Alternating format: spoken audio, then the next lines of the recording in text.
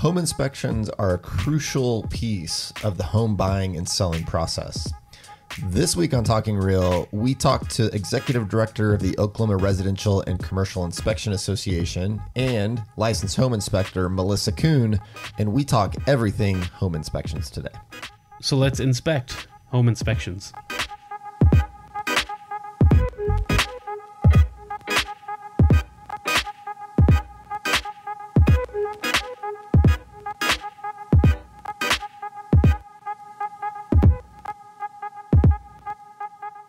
Welcome back to Talking Real, brought to you by the Oklahoma Association of Realtors. This is episode 133 of Talking Real, in the studio with your hosts, Jeff and Nabil, and a special guest, but we'll get to that in a minute. But Nabil, how's your day today? My day's going well. I'm super excited for this episode. Me too. We have a guest in the studio. We have a guest in the studio. It's been so long, and we've been wanting to really ramp up bringing more guests in, and I think we're finally getting there.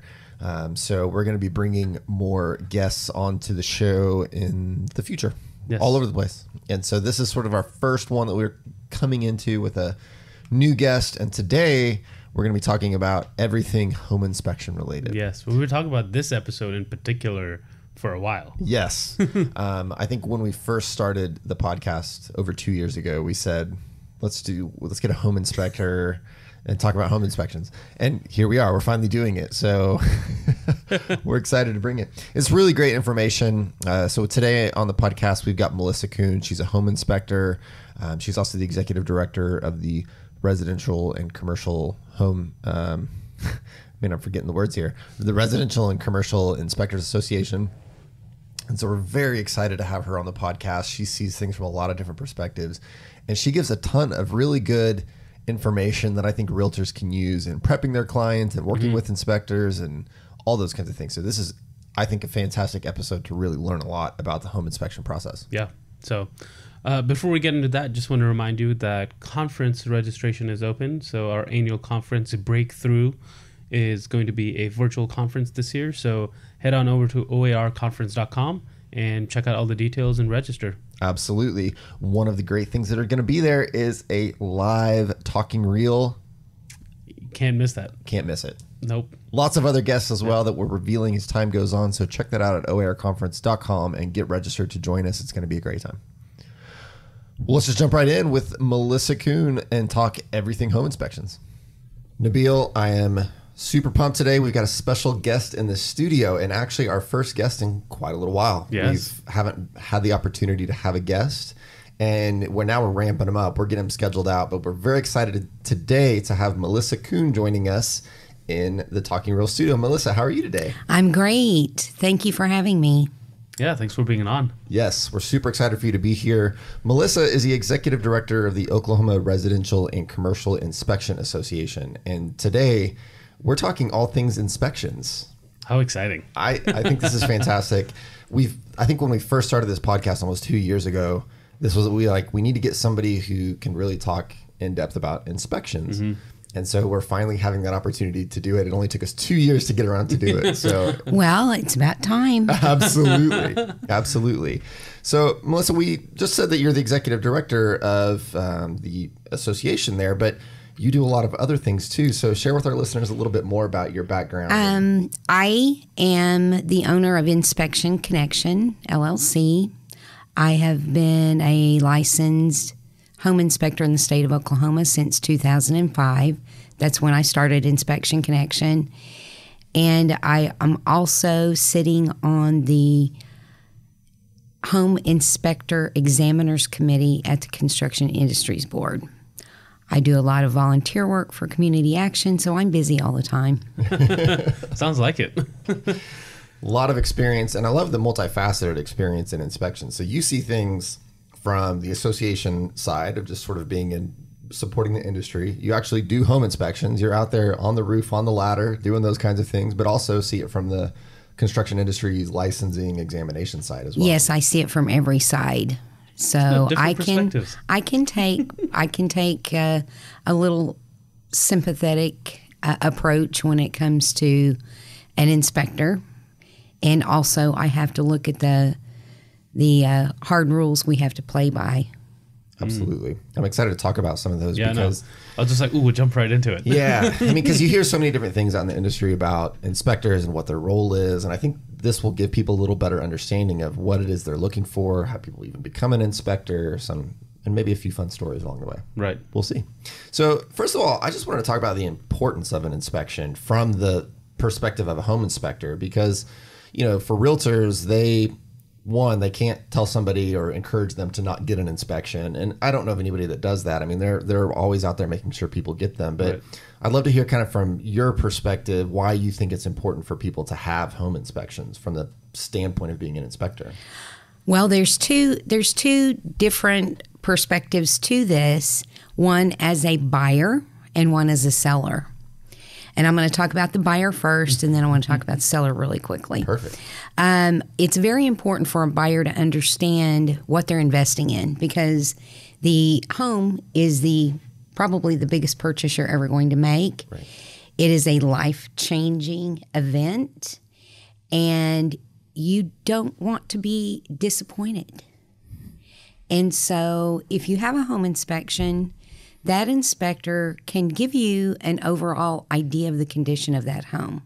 Now, it's kind of like you need a keeper when you fall in love to make sure you're seeing every side of that person and not just what you fell in love with. Right. Well, we're the keeper of buying that home, because a lot of people fall in love with their initial contact, that first meeting. For sure. First sight, love at first sight.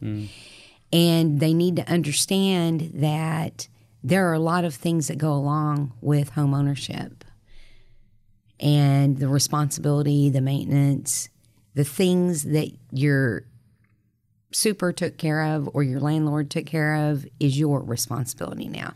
So we want to make sure there aren't any surprises, big surprises. We can't be perfect, but we want to make sure there's no big surprises. Now, from a seller's perspective, I think it's really important that they have a home inspection prior to listing their home, because it gives them an advantage. It gives them the advantage to decide what they're going to fix and what they're not going to fix before they put it into a contract. And they can say, oh, I know that garage door's broken, I'm taking it down. We're not fixing it. So that any potential buyer can see up front that they had an inspection. Here it is. We're laying it out. We're showing you we fixed A, B, C, and D, and we're not doing this. We understand it may have a structural issue on this corner. We've been here 10 years. It was that way when we moved in. We don't want to fix it. It hasn't been an issue. We don't want to spend that money. Do you want to buy the house? Up front. Cuts down on negotiations tremendously and headache, and crying at the closing table. Yeah. So I think those are both fantastic points. One, that love at first sight thing, because, sometimes you do need that outside perspective to come and tell you, be like, look, I know this is awesome, but you got to pay attention to this stuff as well. I think that's a fantastic point. And then on the flip side, the more you know up front, the less you're surprised. So you're less likely to freak out when something comes up in an inspection, because you're like, oh, I knew this going into this deal. I was prepared to deal with it. absolutely. I love it. And I think that the seller's side that you mentioned is less common. I don't think that I know people do that. There are some people who do it, and maybe it's getting more common. I don't know. But it seems like my impression is that we don't have a lot of sellers that are getting a pre-listing inspection. What's your experience? Do you work with I quite a few of don't those? see a lot. I think it takes the person that they hire to list their house to let them know that that's out there. We try and advertise. We've been doing it for quite some time, and there are some realtors who push for that. It's a very small expense if you look at the overall picture of when, and I'm going to go back to the days when we had inspectors that were estimating everything. Well, you don't want to estimate everything as an inspector, because you don't fix things as an inspector. So we had a lot of really high estimations, and something that may have been able someone may have been able to take care of for, say, $3,000 or $4,000 would look like $12,000, $15,000 because that inspector didn't want to be, caught in that. They didn't want to underestimate. Or They they don't want to underestimate because exactly. And so, actually, we've thrown that out at the Construction Industries Board, and we can talk more about that in a minute. Yeah. But I think that that dollar figure scared people, putting that dollar figure on there. And I know the real estate industry's done a lot about the contracts and the estimates for repairs and the negotiations there. And we have tried to push that out there for get the public aware. But really, I think it takes the real estate professionals to speak with their client and say, look, for a few $100s, you can do this, and it may save you thousands on the back end of this deal. Yeah. Well, I see, I get a lot of questions that come in through our legal line here at the association. And I have to think one of the biggest issues that we see are earnest money disputes. And that happens when a deal busts, and almost 90% of the time it's involving inspections because somebody was surprised, somebody thought there was an issue that somebody else didn't think there was. It just, things fall apart all the time based on inspections. Deals are constantly busting because of that. And that seller getting an inspection up front, then having that ability to understand what the status of the house is themselves, which you would think a seller may know that, but that's not necessarily true. You may not know that you've got a problem with something that's, rusting out air ducts or something like that maybe you didn't know, or who knows what it is. You can't see a day-to-day basis, whatever that is. Right, but knowing that information up front before you even list it, being able to have that so that you head those problems off at the pass, so that when you're in the contract, everybody's on the same page. And oh man, I wish everybody did that. Yeah. Well, one of the things that you just mentioned, a homeowner can't know what we, as inspectors, we can't look through walls. Right. We can't see plumbing that's in the slab, and we can't see the air ducts that are in the slab without special equipment, which is not part of a standard inspection. But there are so many more inspections that someone can order that I think they should order, especially based on the conditions in the area where they're purchasing or the age of the home. Sewer lines are a big issue. And, there are things we can't see, but as inspectors, we are trained to look for the indications of issues and help our clients understand that there are more things, evaluations, more things that they could do to possibly find an issue before they buy the issue. Right. Exactly. So there was a point that you made earlier about talking to your client, and we've talked about this on the podcast multiple times. It's all about education. So if you're educating your client to tell them, hey, you should get this inspection done just to figure out where our starting point is. I think that's a fantastic point. But a question came to mind while you were talking about, you can't see through walls, and I thought, inspectors had extra vision, but I'm just kidding. But would you talk a little bit about those specialized inspections? Like once inspection's done, and they indicate some problem, what would you suggest would be that next step? Well, an inspector, if they are guiding their client properly, is going to recommend an evaluation if there are further things that need to happen to the client on the inspection report. And at that point, it's up to the client to carry it further. We, as inspectors, do not pass or fail a home.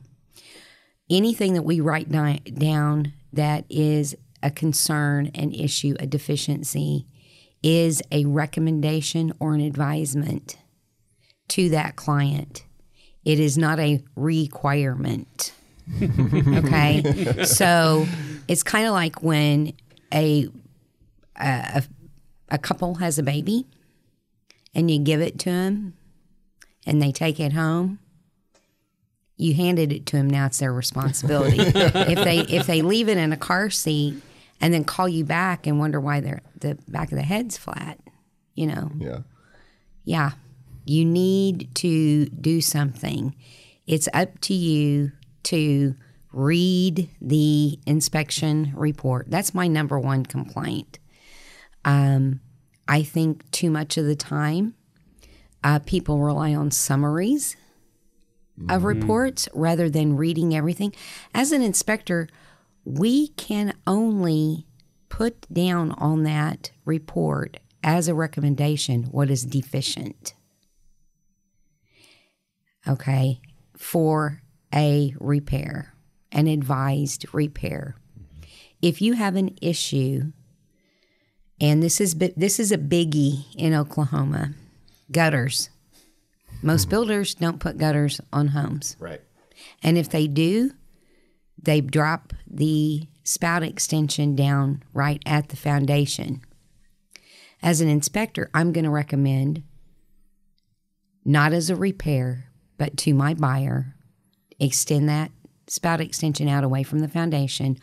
And I'm probably also going to recommend, based on ponding issues that I'm seeing around the home close to the foundation,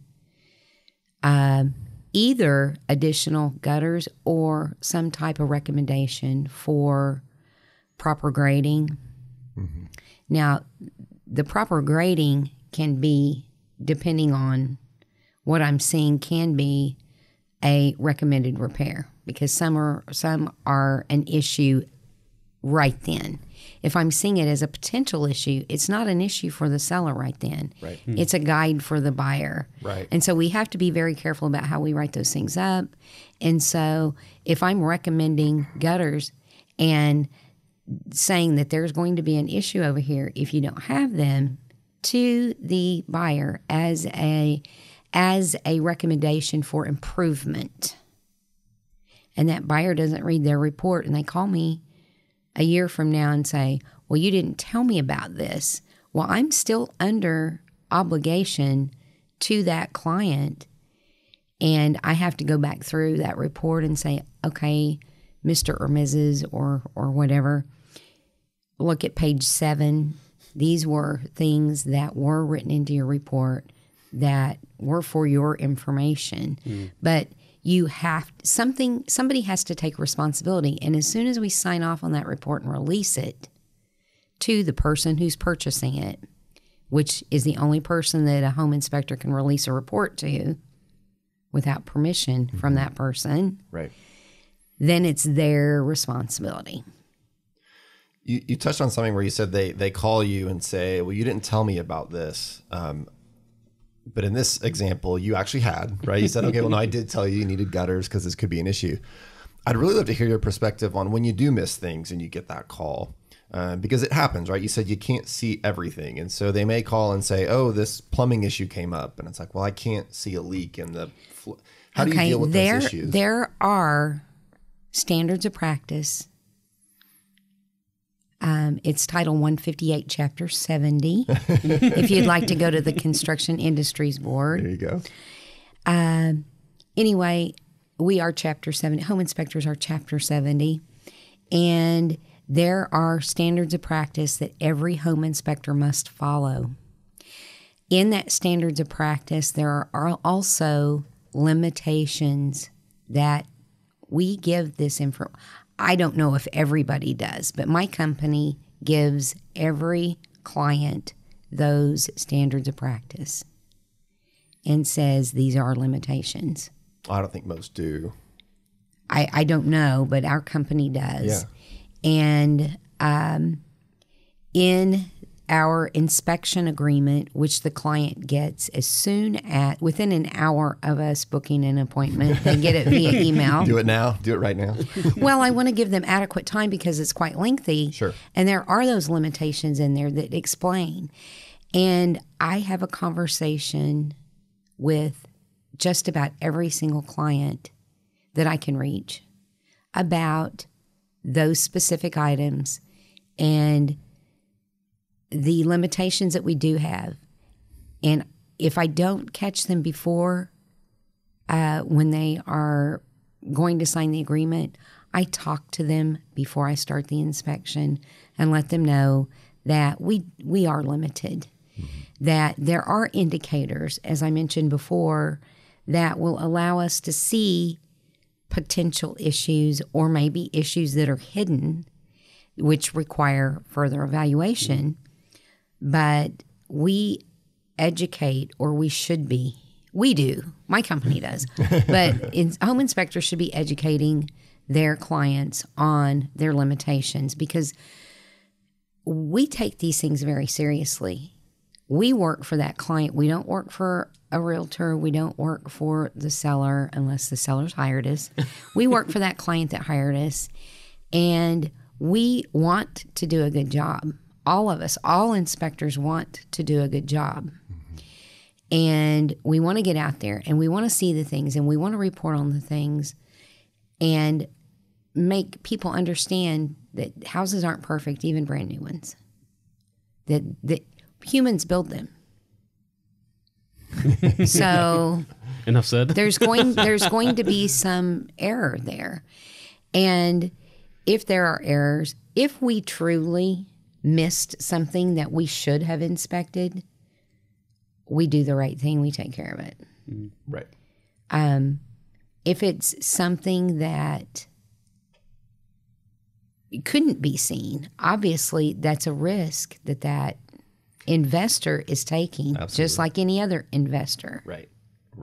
There's still a little bit of buyer beware. We try to protect against that as much as possible, to where, buyers have as much information as possible. But like you said, you can't see absolutely everything. So I do want to switch gears a little bit and talk real quickly about commercial inspections. Sure. Because a lot of people, now most of our listeners are going to be primarily residential realtors, but certainly we have some commercial realtors as well. And so I'm just kind of curious the difference with a commercial inspection and kind of how that differs a little bit and the experience there. Okay.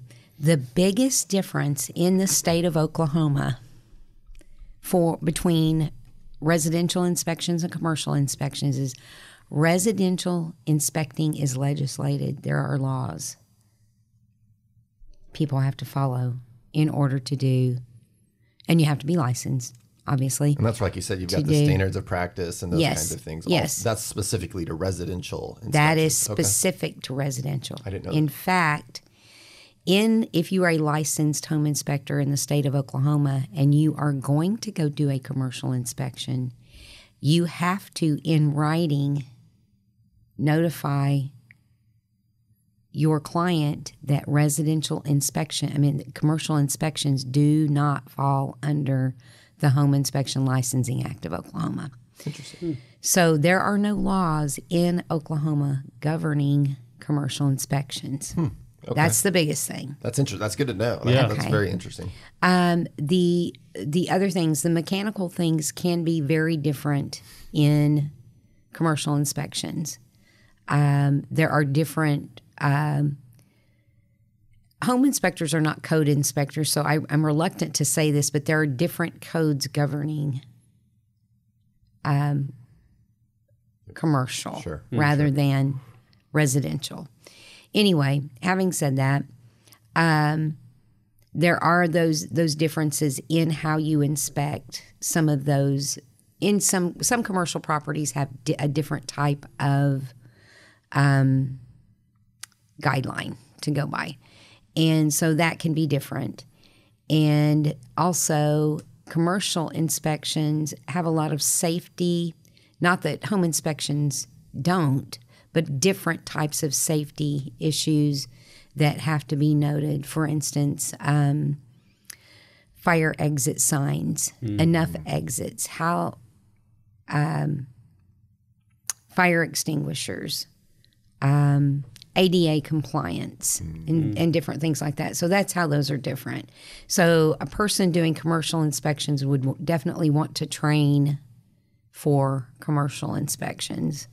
Yeah, different things to spot. Yeah. And it seems the bigger the commercial property, you may be doing more, individualized not one big inspection, but okay, we're going to have an HVAC company come in that does commercial HVAC and inspect that. Absolutely. And that's what we do. We hire specialists to go with us on those inspections. Okay. And just depending on, now, if it's a medical office building that's built more like a house, not so. Their equipment's going to be similar to a house. Sure. But if you've got a big factory that has roof-mounted air handlers and different phase of electrical work, you will want to hire an electrician and a mechanical person. So that makes sense. That kind of knows that craft. yes. Very interesting. Yeah. That's very interesting. Another question I had that came up, this is a pretty specific question, but there's been a lot of talk amongst realtors and in the industry about medical marijuana.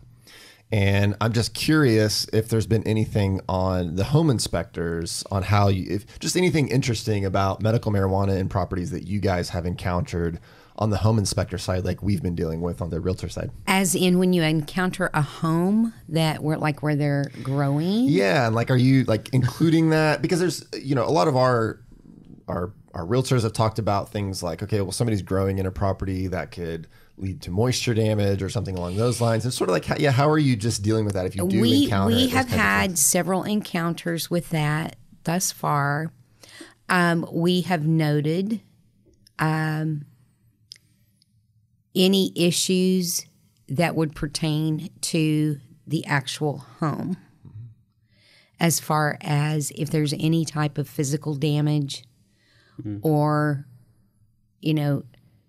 dirty filters. We actually, probably one of the biggest things that we run into is electrical problems because of wiring for lights and things of that nature. It together. And maybe the wrong types of things in fixtures. And, you kind of inquire, is this staying? Probably not. Right. That stuff's expensive, so it's probably going. But people tend to do their own wiring and their own modifications to heat and air systems. That's what we run into. Those two items and the moisture issues. And if there are moisture issues, we can say that this area has been subjected to moisture issues. You don't want to get into anybody's private business. Right. That's their business and what they do at their house. We don't look at their things. We look at the actual things that will be staying in the house and how they're affected. Interesting. Yeah. So no, like this is probably the reason, but this is just what it is. Yeah. Very Makes sense. interesting. That's good to know. One last question that I think will be really good for our members is, how can realtors best prepare their clients for inspections and working with an inspector? Because, I think so often what we see is, they're working with the buyer and, they just say, okay, well, we're going to have to get an inspection. And then it kind of ends there, besides then hiring an inspector to coming in and doing it. So what do you think realtors could do to help with that process of working with inspectors and that process? Okay, there's a couple of things. One is know what we inspect. Know that Title 158, Chapter 70. And that comes from the standards of practice. That's the standards of practice. I will remember this. We'll grab a link to that and put that in the show notes so people can go take a look at that as well. Yeah. Know what we inspect. Understand that we are not code inspectors. And that's first and foremost. Second is, in preparing your client, you need to make sure that house is ready for an inspection. Because if we can't get to something, we can't inspect it, and that is a detriment to their client and our client, which is our client. So I send out a prepare your home for home inspection letter. We usually get the buyer's realtor that we are in contact with. Very seldom the seller's realtor. If that buyer's realtor would make sure that utilities are on, that there aren't any cars that are on blocks in the garage blocking the access to the attic, or the heat and air or the water heater or the electrical panel, because those are the biggies. Those are the high dollar things that if we can't get to and inspect, then that's a loss to the client. Right. And if we have to go back, time is money. That's everybody's issue. It does cost for inspectors to go back and inspect those things. I don't like to put that on the client Right. that hired us, Right. because they've hired a realtor. So if everybody would communicate a little bit better, and I actually have a list of preparing a house for an inspection for the seller, and one of the bigger issues we run into, besides utilities being off, that's probably the biggest, is tenants who were not made aware. And we show up. Surprise. And I've rang the doorbell 4 or 5 times. Then I start my exterior inspection, and I get some angry person wanting to know what I'm doing. Walking around looking at that and taking pictures. And that, we need to know locks on items. Yes, if you've got something you want to hide, don't put it in the back of the closet, because that's where we're looking for moisture issues. Put it in the middle of the living room in a box. We're not going to touch it. We don't look at your stuff that's out there in the open. We're looking at walls and behind things. So if you're hiding stuff and you're locking closets, we've got to get in there to see what's going on, or we have to say, couldn't get in there.